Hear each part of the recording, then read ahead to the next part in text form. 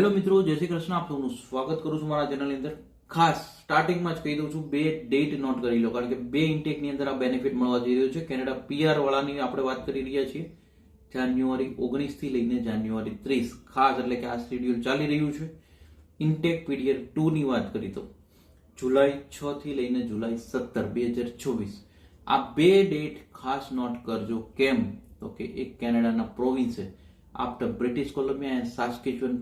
આ ત્રીજું એવું પ્રોવિન્સ બન્યું છે કે જેમણે એમના એલોકેશન્સ બ્રિટિશ કોલંબિયા એન્ડ સાસ્કેચ્યુઅન પછીનું આ ત્રીજું પ્રોવિન્સ કે જેમણે એમના એલોકેશન્સ આ વર્ષના ડિક્લેર કરી દીધા છે. પ્લસ ઇન્ટેક ડેટ બી ડિક્લેર કરી દીધી 19 જાન્યુઆરી ટુ 30 જાન્યુઆરી. એન્ડ બાકી જે જુલાઈની ડેટ આપણે જોઈ એ મુજબ જોઈએ તો 6 જુલાઈથી લઈને 17 જુલાઈ. કોને બેનિફિટ મળશે, કોને એપ્લિકેશન કરવાની છે, કોને ધ્યાનમાં રાખવાનું છે, બધી ડિટેલ આપણે આગળ જોઈએ. એ પહેલા તમારા કોઈ સવાલ હોય તો કોમેન્ટ કરજો. વિડીયોને હાઈપ, શેર અને લાઈક જરૂરથી કરતા રહેજો, કારણ કે સ્પ્રેડ એજ્યુકેશન, સપોર્ટ એજ્યુકેશન. હવે તો કે આ પ્રોવિન્સ છે યુકોન ટેરેટરી. નાનું પ્રોવિન્સ છે, બહુ ઓછા લોકો ત્યાં આગળ શિફ્ટ થતા હોય અને ઓછા એલોકેશન 282 જેવા એલોકેશન હોય છે એમની પાસે લાસ્ટ યરની આપણે જો કમ્પેરિઝન કરીએ તો. પરંતુ ઘણા આની અંદર જો એલિજિબલ થતા હોય તો એવા ક્લાયન્ટો બી હોય છે અથવા એવા વિદ્યાર્થીઓ બી હોય છે કે જે બીજા પ્રોવિન્સમાં વર્ષો સુધી વેઇટ કરતા હોય. એવા પીઆર કે સેટલમેન્ટના જે ઓપ્શન્સ હોય, વર્ક પરમિટ કે કંઈ આવા પ્રોવિન્સમાં એમને જલ્દી મળેલા છે.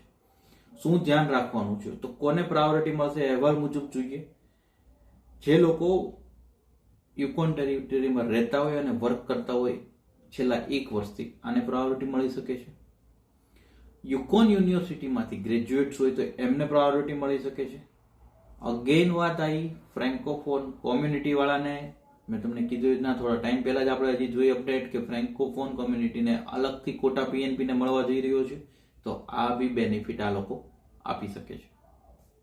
અને એવા લોકો કે જેમને 2024-25માં ટેમ્પરરી મેજર લેટર ઇસ્યુ થયો હોય, આ લોકોને પ્રાયોરિટી આ કોટાની અંદર આપવામાં આવી શકે છે યુકોન ટેરેટરી તરફથી. કારણ કે બ્રિટિશ કોલંબિયા અને સાસ્કેચ્યુઅન બેડે પોતાના અનાઉન્સમેન્ટ આ વર્ષના રિલીઝ કરી દીધા હતા. ત્યારબાદનો થર્ડ પ્રોવિન્સ છે કે જેમણે 2024ના એલોકેશન રિલીઝ કરી દીધા છે. અને આ રીતે જો આપણે જોઈએ તો કેનેડાના 2026ના જે ઇમિગ્રેશન પ્લાન છે પીએનપી પર ફોકસ વધારેના છે. તો આપણે છેલ્લા ઘણા ટાઈમથી અપડેટ જોઈ રહ્યા છીએ, જેમાં ન્યૂ બ્રન્સવિક, મેનિટોબા, યુકોન ટેરેટરી આપણે જોયું અને પ્રિન્સ એડવર્ડ આઇલેન્ડ. આ બધા પ્રોવિન્સની અપડેટ આપણે ઘણા ટાઈમથી જોઈ રહ્યા છીએ કે પીએનપી થ્રુ અપડેટ્સ આવી રહી છે, જેમાં ફ્રેન્કોફોનની પ્રાયોરિટી આવી રહી છે. તો આ બધી અપડેટો જો તમે જોશો તો તમને ઘણો બેનિફિટ મળશે. અલ્ટિમેટલી 2026ની અંદર એક કહેવાય ને કે મોરલ ઓફ ધી સ્ટોરી આપણે કહીએ તો એવું ફોકસ લાગે છે જે ડિમાન્ડ કેટેગરી એટલે કે હેલ્થ કેર ને ટ્રેડ વાળા, એગ્રીકલ્ચર વાળા છે, એજ્યુકેશન વાળા છે, પ્લસ સ્ટીમ ઓક્યુપેશન વાળા છે, science, technology, engineering, maths, plus PNP candidate છે અને પીએનપીમાં બી જે ફ્રેન્કોફોન વાળા છે અલગથી કોટા મળે.